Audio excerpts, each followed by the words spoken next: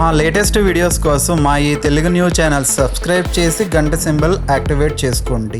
హిందూ ధర్మశాస్త్రాల ప్రకారం చైత్రమాసంలో వచ్చే శుక్లపక్ష నవమి తిథికి ఎంతో విశిష్టత ఉంది. ఆ రోజే మనందరి ఆరాధ్య దైవం మర్యాద పురుషోత్తముడు అయిన శ్రీరామచంద్రుడు పుట్టినరోజు. లోక కళ్యాణం కోసం అధర్మాన్ని నశింపజేసి ధర్మాన్ని ప్రతిష్ఠించడం కోసం సాక్షాత్తు ఆ మహావిష్ణువు రాముడిగా అవతరించిన పవిత్రమైన రోజు ఈ శ్రీరామనవమి. ఈ రోజున భక్తులందరూ ఎంతో భక్తి శ్రద్ధలతో రాముడిని కొలుస్తారు. రామాలయాలన్నీ భక్తులతో కిక్కిరిసిపోతాయి. సీతారాముల కళ్యాణాన్ని కనులారా వీక్షించి తరిస్తారు.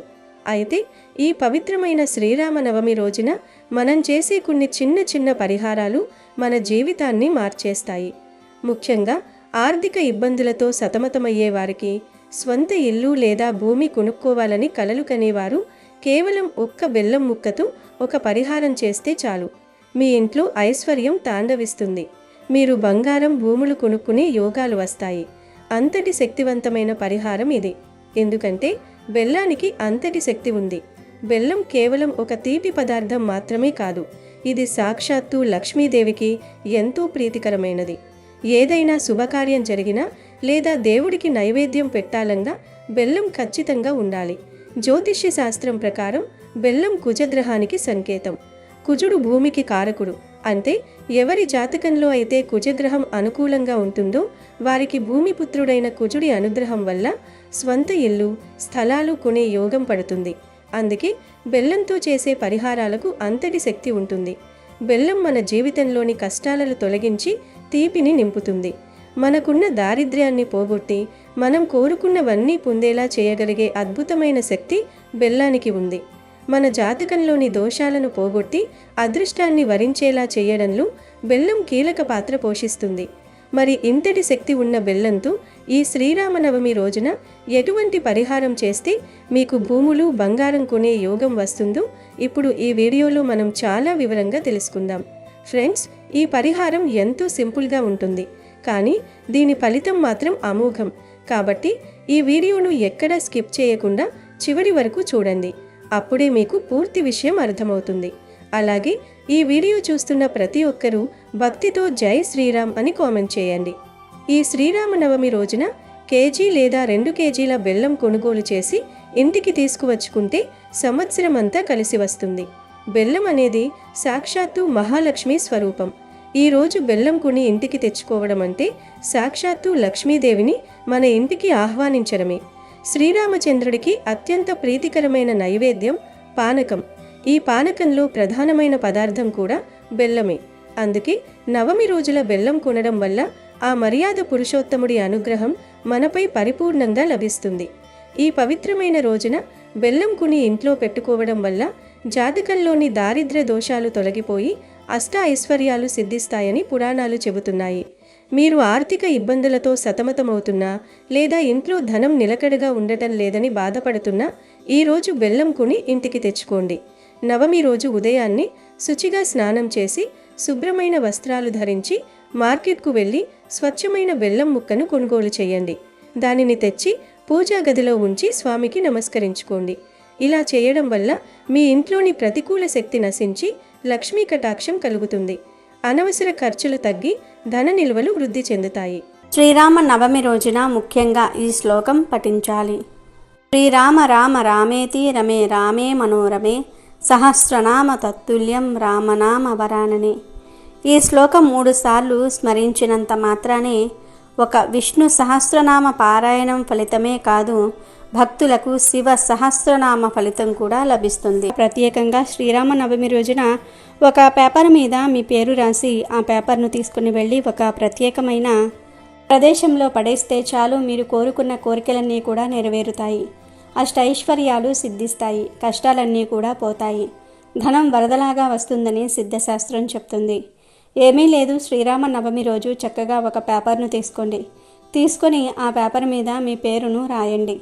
బ్లూ ఇంక్ పెన్తో కానీ గ్రీన్ ఇంక్ పెన్తో కానీ మీ పేరును రాసుకోండి. అలా రాసిన తర్వాత ఆ పేపర్ మీద పసుపుతో ఒక చిన్న బొట్టును పెట్టండి. తర్వాత ఈ పేపర్ను ఫోల్డ్ చేసి మీ చేతులతో పట్టుకొని రాముడి ఫోటో ముందు కానీ వెంకటేశ్వర స్వామి వారి ఫోటో ముందు కానీ నిలబడి మీ కోరికను చెప్పుకోండి. మీకు ఏ కోరిక ఉంటే ఆ కోరికను చెప్పుకోండి. మాకు ఉన్న కష్టాలు పోవాలి, సమస్యలు పోవాలి, మా సంపాదన పెరగాలి, ఆస్తి రెట్టింపవ్వాలి అని మనస్ఫూర్తిగా సంకల్పం చెప్పుకోండి.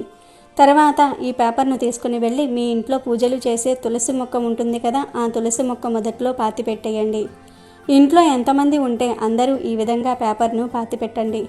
ఆ పేపర్ మట్టిలో కలిసిపోయేదాకా అలా వదిలివేయండి. ఇలా శ్రీరామ నవమి రోజు పేపర్ మీద మీ పేరు రాసి తులసి చెట్టు మొదట్లో పాతి పెడితే ఖచ్చితంగా మీ కోరికలు తీరుతాయి, కష్టాలు తీరుతాయి, అష్టైశ్వర్యాలు సిద్ధిస్తాయి, కావలసినంత ధనం వస్తుంది, కూర్చుని తిన్నా తరగని ఐశ్వర్యం వస్తుంది. కనుక అందరూ కూడా శ్రీరామ నవమి రోజు మీ పేరును పేపర్ మీద రాసి ఇలా చేయండి. శుభ ఫలితాలను పొంది ఆనందంగా జీవించండి. ఇక పరమ పవిత్రమైన ఈ శ్రీరామ నవమి రోజున వంకాయ, పొట్లకాయ ఈ 2 కూరలను పొరపాటును కూడా తినకూడదు. గనుక ఇంట్లోని ఆడవారు ఈ కూరలను వండకుండా జాగ్రత్త పడండి. ఎందుకంటే ఇంట్లో అందరూ ఆడవారు ఏం వండితే అది తినేస్తారు. గనుక స్త్రీలు గుర్తించుకోండి, ఈరోజు ఏ రూపంలోనూ కూడా వంకాయ, పొట్లకాయను వండవద్దు, తినవద్దు. కూరల రూపంలో కావచ్చు, ఫ్రైల రూపంలో కావచ్చు, పచ్చళ్ళ రూపంలో కావచ్చు, బజ్జీల రూపంలో కావచ్చు, ఇలా ఏ రూపంలోనూ కూడా వంకాయను, పొట్లకాయను తినకూడదు. కాదని ఈరోజు ఏ రూపంలో అయినా సరే వంకాయను, పొట్లకాయను తింటే మహాపాపం తగిలి అప్పుల పాలైపోతారు. చేసిన పూజలకి కూడా ఫలితం రాదు, ఆర్థిక సమస్యలు వస్తాయి, చేతిలో పైసా కూడా మిగలదు, కోరి కష్టాలు తెచ్చుకున్నట్లవుతుంది. కనుక ఈరోజు ఆడవారు ఇంట్లో వంకాయ మరియు పొట్లకాయను వండవద్దు. ఎవ్వరూ ఈరోజు ఈ కూరలను తినవద్దు. ఇంట్లో అనే కాదు, బయట హోటల్స్లో, కర్రీ పాయింట్స్ దగ్గర ఎక్కడ కూడా ఈ కూరలని కొనడం, తినడం చేయకూడదు. అసలు ఈ కూరగాయలను కూడా ఈరోజు కొని ఇంటికి తీసుకురాకూడదు. వీటితో పాటు ఈరోజు నాన్ వెజ్ కూడా తినకూడదు. మాంసము, మటన్, చేపలు, రొయ్యలు, పీతలు, నత్తలు, గుడ్డు ఇలా ఏ రకమైనటువంటి నాన్ వెజ్ ఐటమ్స్ తినకూడదు. కంప్లీట్గా అవాయిడ్ చేయాలి. చాలామంది గుడ్డు నాన్ వెజ్ కాదనుకుని తినేస్తుంటారు. కానీ గుడ్డు కూడా నాన్ వెజ్జే గనుక ఈరోజు గుడ్డు కూడా తినకూడదు. ఈ శ్రీరామనవమి శుక్రవారంతో కలిసి వచ్చింది. మామూలుగా శ్రీరామనవమి రోజు పిల్లలకి సెలవిస్తారు, వారు ఖాళీగా ఉంటారు. మగవారు కూడా ఖాళీగా ఉంటారు, ఇంట్లో ఉంటారు గనుక వారు తినడానికి ఆ రోజు నాన్ వెజ్ వండి పెడుతూ ఉంటారు ఆడవారు. పెద్దవారు తినకపోయినా పిల్లల కోసం వండి పెట్టేస్తూ ఉంటారు. కానీ పిల్లలకి కూడా మాంసాహారం పెట్టకూడదు, మహాపాపం. కూరల రూపంలోనే కాదు, బిర్యానీలు, బజ్జీలు, ఫ్రైలు, పకోడీలు ఇలా ఏ రూపంలోనూ కూడా ఈరోజు నాన్ వెజ్ తినకూడదు. పిల్లలకి సెలవు గనుక చాలామంది మగవారు సాయంత్రం అవ్వగానే పిల్లలను తీసుకుని నూడిల్స్ బండి దగ్గరకు వెళ్ళి ఏదో ఒకటి నాన్ వెజ్ ఏదో ఒకటి కొనిస్తూ ఉంటారు. కానీ ఈరోజు చికెన్ కలిసిన noodles, manchuria, chicken wings, chicken momos, egg puff, chicken puff ఇలా నాన్ వెజ్ కలిపినవి ఏమీ కూడా తినవద్దు, పిల్లలకి కూడా పెట్టవద్దు. గుర్తించుకోండి. కావాలంటే వెజ్ ఐటమ్స్ తినవచ్చు. అంటే మిరపకాయ బజ్జీలు, పానీపూరి ఇలాంటి శాకాహారం తినవచ్చు. కానీ మాంసాహారం తినవద్దు. కనీసం గుడ్డును కూడా తినకూడదు. కాదని ఈరోజు ఏ రూపంలో అయినా సరే మాంసాహారం తింటే 7 జన్మల దరిద్రం పడుతుంది, నరకానికి పోతారు, ఉదర సమస్యలు వస్తాయి. కనుక ఈరోజు ఎవ్వరూ నాన్ వెజ్ తినవద్దు. వంకాయ, పొట్లకాయ, నాన్ వెజ్ ఈ 3 కూరలను రామనవమి రోజు తినకూడదు. కాదని తింటే మాత్రం ఆ తర్వాత మీరే దరిద్రాన్ని అనుభవిస్తారు, అప్పుల పాలైపోతారు, నరకానికి పోతారు, మహాపాపం తగులుతుంది. భవిష్యత్తులో అనేక సమస్యలను ఎదుర్కోవలసి వస్తుంది, కోరి కోరి కష్టాలను తెచ్చుకున్నట్లు అవుతుంది. కాబట్టి ఈ శ్రీరామనవమి రోజు ఎవ్వరూ కూడా ఈ పదార్థాలను తినకుండా జాగ్రత్తగా ఉండండి. ఇక అసలు విషయంలోకి వస్తే ఈ రోజుల్లో ప్రతి మనిషికి ఏదో ఒక గట్టి ఆధారం ఉండటం చాలా ముఖ్యం. మనిషికి ధైర్యం ఇచ్చేది, సమాజంలో గౌరవం ఇచ్చేది మనకున్న ఆస్తులే. ముఖ్యంగా భూములు మరియు బంగారం అనేవి మనిషికి కొండంత అండగా నిలుస్తాయి. పాతకాలం నుండి మన పెద్దలు చెప్పే మాట ఏమిటంటే, సంపాదించిన డబ్బును ఏదో ఒక రూపంలో దాచుకోవాలి. అది భూమి రూపంలో కానీ లేదా బంగారం రూపంలో కానీ ఉండాలి. ఎందుకంటే భూమి అనేది ఎప్పటికీ తరిగిపోని ఆస్తి. ఈ రోజుల్లో భూముల ధరలు ఎలా ఆకాశాన్ని తాకుతున్నాయో మనందరికీ తెలిసిందే. ఒకప్పుడు తక్కువ ధరకు వచ్చే స్థలాలు ఇప్పుడు సామాన్యుడికి అందనంత ఎత్తుకు వెళ్ళిపోయాయి. అయినా సరే ప్రతి మనిషికి తనకంటూ ఒక సొంత గూడు ఉండాలని, 4 గజాల స్థలం ఉండాలని కోరుకోవటం సహజం. భూమి అనేది సాక్షాత్తు భూదేవి స్వరూపం. భూదేవి మనల్ని మోస్తోంది, మనకు ఆహారాన్ని ఇస్తుంది, మనకు ఆధారాన్ని ఇస్తుంది. అందుకే భూమిని కొనడం అంటే భూదేవి అనుగ్రహాన్ని పొందడమే. అలాగే బంగారం విషయానికి వస్తే, బంగారం అనేది కేవలం ఒక ఆభరణం మాత్రమే కాదు, అది సాక్షాత్తు లక్ష్మీదేవి స్వరూపం. బంగారం ఇంట్లో ఉంటే లక్ష్మీదేవి ఇంట్లో ఉన్నట్టే లెక్క. కష్టకాలంలో మనల్ని ఆదుకునేది బంగారమే. అందుకే ఆడవాళ్లకు బంగారం అంటే అంత ఇష్టం. బంగారం ధరలు కూడా రోజురోజుకు విపరీతంగా పెరిగిపోతున్నాయి. సామాన్యుడు 1 తులం బంగారం కొనాలంటే ఎంతో కష్టపడాల్సిన పరిస్థితి నెలకొంది.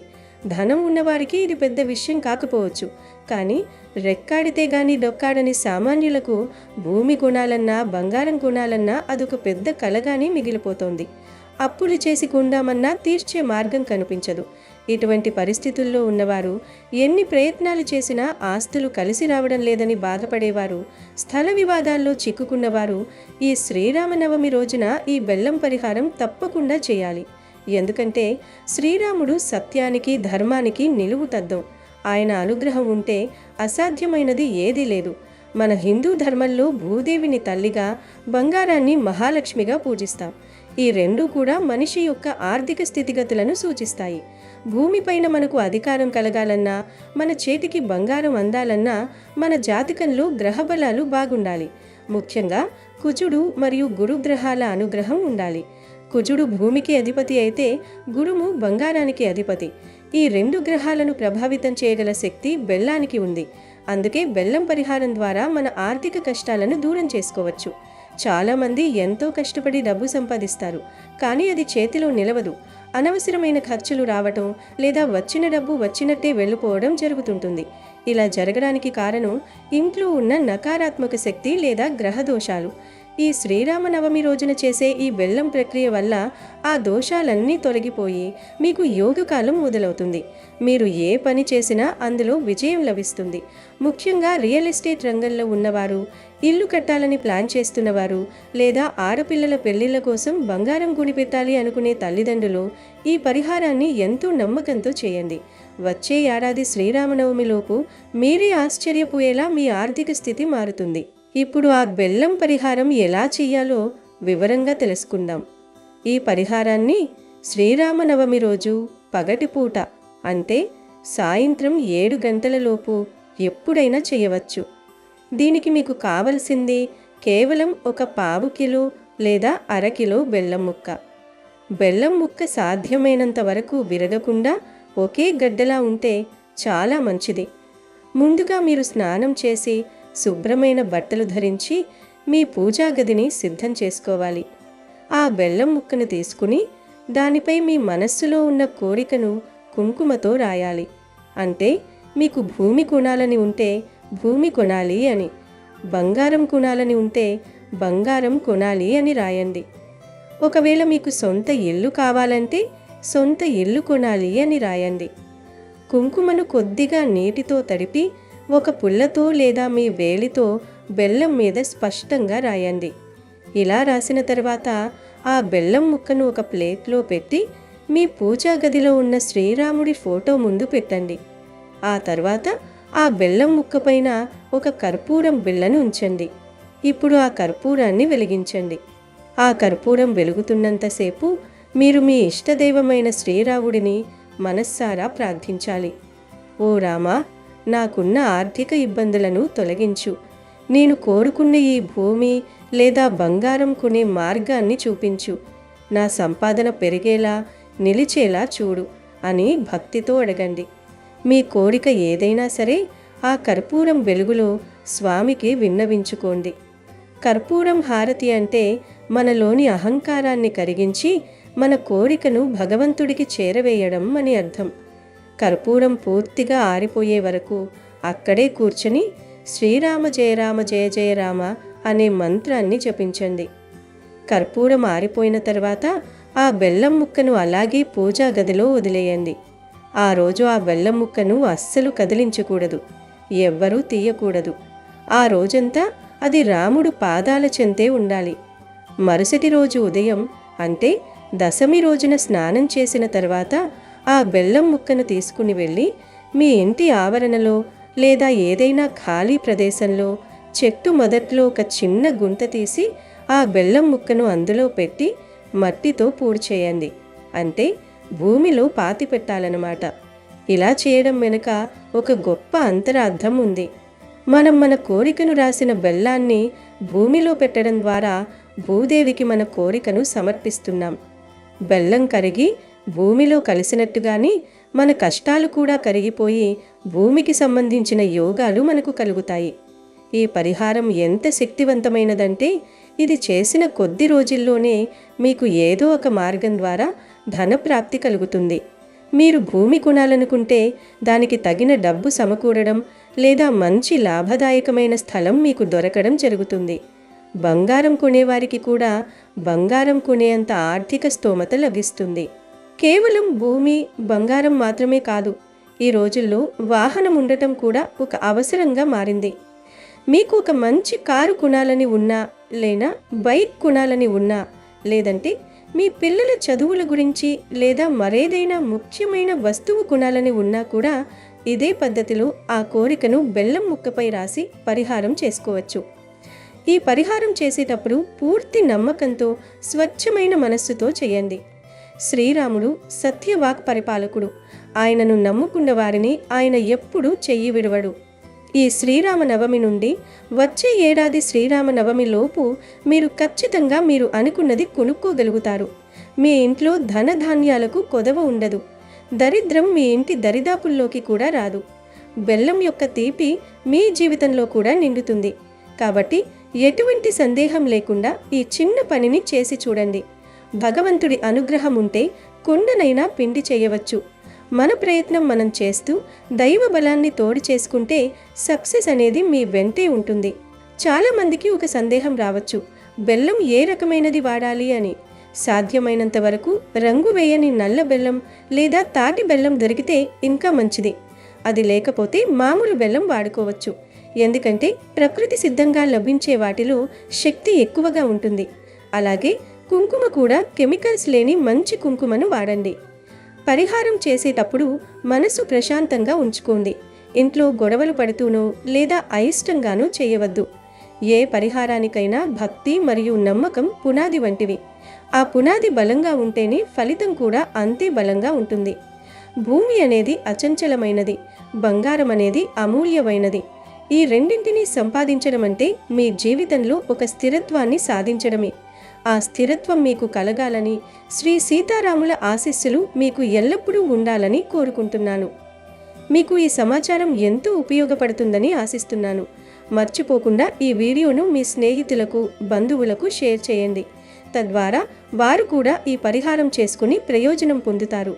ఒకరికి మంచి చేయడం వల్ల ఆ పుణ్యం తిరిగి మనకే వస్తుంది. అమెజాన్లో బెస్ట్ డిస్కౌంట్స్ కోసం వీడియో డిస్క్రిప్షన్లో లింకు ఉంది, చూడండి. అలాగే మా టెలిగ్రామ్ ఛానల్ సబ్స్క్రైబ్ చేసుకోండి.